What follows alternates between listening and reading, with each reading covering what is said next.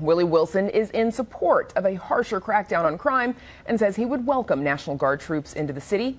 And Willie Wilson joins us now. Welcome back. Thank you for being here. Thank you. Thanks for having us. Appreciate it. So far, Los Angeles, D.C., Memphis, they've all seen military deployments. We heard the president mentioning addressing the issue of violent crime.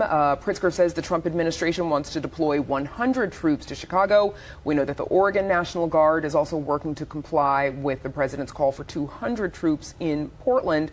Other spots in the country are under consideration, New Orleans, as well as in Missouri. How would you envision a National Guard operation playing out in Chicago? Well, anything that helps to save life. This is very personal to me in terms of saving life because of the fact that I've lost a son to violence. And, so a lot of people lose their kids. The people don't get caught. This has been going on for years and years. Nobody get caught. Nobody seems to care about the people who lost a loved one. And because when you lose a loved one, half of your life go down into the grave with that loved one. And for people like the governor and the mayor to say they don't want National Guard into the city, well, they seem to have more sympathy for the people who get away than for the ones who lost loved ones. Do you think a deployment of the National Guard would somehow assist in catching the people who commit those crimes? Well, it happened in Washington, D.C. I was in Washington, D.C. yesterday. Look, no crime seemed to be that going on now. Look, they like 1,500 to 2,000 people, police officers short.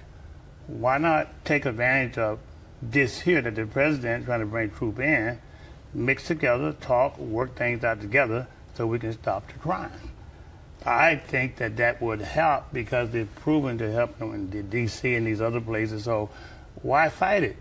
This is a third thing that don't, look, they fail, and since they fail, they don't want nobody to come in here and help them get the situation right. So New York Times analyzed how National Guard activity in D.C. was changing local policing there, and they found that crime did fall significantly, finding that more than 50% of arrests accounted for drug and gun offenses, including those who had a license to carry weapons in surrounding states but did not possess a D.C. permit. Traffic and other minor violations accounted for 18%. Violent or property crimes made up 9% of cases that federal agents were involved in. And so there's lowering some of these crimes, but there's also, sir, a difference between, of course, preventing crime, right, and stopping it from happening, and solving cases, murder cases in particular, like some of the ones that you reference. Yeah. Well, I think you need both. National Guard, you need program in place, helping people that trade school, helping these senior citizens get food. They're too scared to come out their home, right. So you're talking about a lot of the social issues that many advocates talk about that need fixing or working on that would also lend itself to lowering violence and crime. Yeah, but you have to hold people accountable.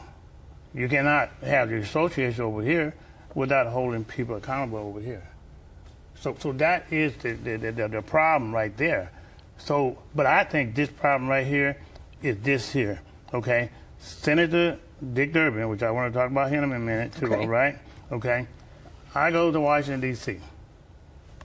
He stopped me from testifying on a subject that this important, right? He took me back to Jim Crow days, right, in my mind, okay? He did not want the citizens of Chicago to know that I was there to testify and to stop him from continuing to not take and support these communities like the African American community, while most of the crime is at the Latino community there as well, and as well as the white community. But he stopped me from doing that, and it was wrong. How did preventing you from testifying, and we did get a statement from Senator Durbin, which I'll share in a minute, but how did that take you back to Jim Crow days, sir? Well, Jim Crow days, well, when people down south, they stop you. You can't go in certain places. They stop you, all right? And up here, Dick Durbin stopped that So by being prevented from absolutely right. testifying in that hearing, you felt Yeah. stopped. The statement that we did receive from Senator Durbin reads, quote, Willie Wilson was scheduled as a witness for the majority. The decision to invite all the majority witnesses and subsequently to condense the panels and drop Wilson from the hearing was ultimately made by Chairman Grassley and his staff. But you say that it was not Chairman Grassley, that it was actually Senator Durbin.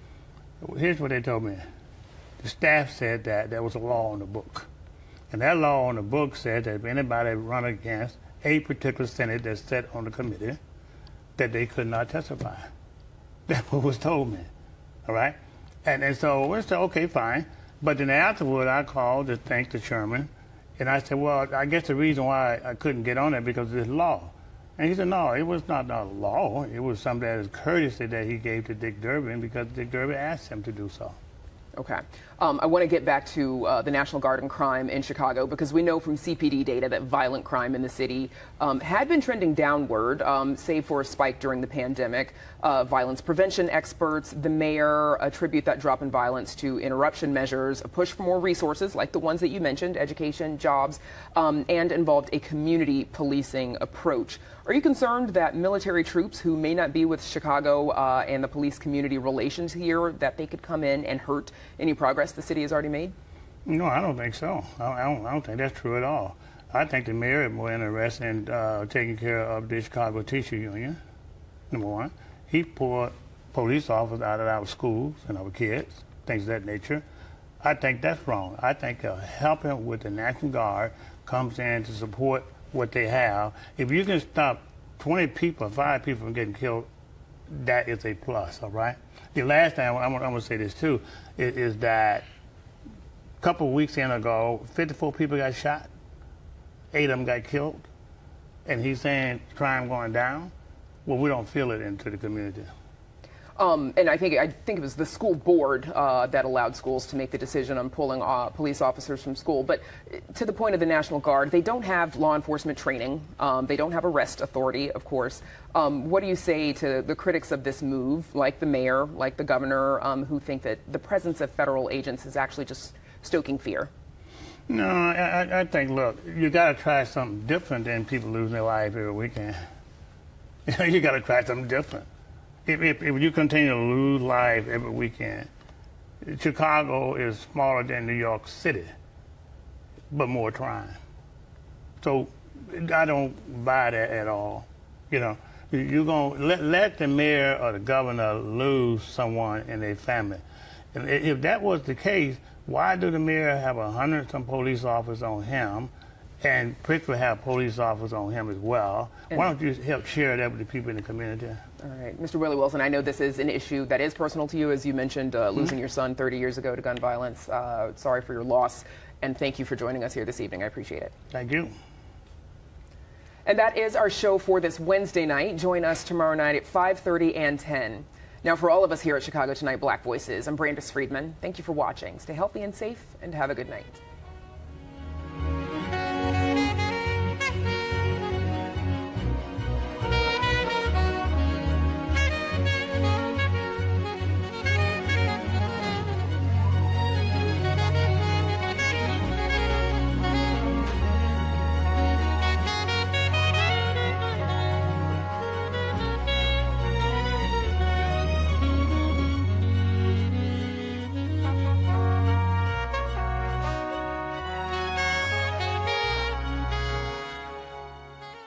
Closed captioning is made possible by Robert A. Clifford and Clifford Law Offices, a personal injury law firm that gives back to the community through law and philanthropy.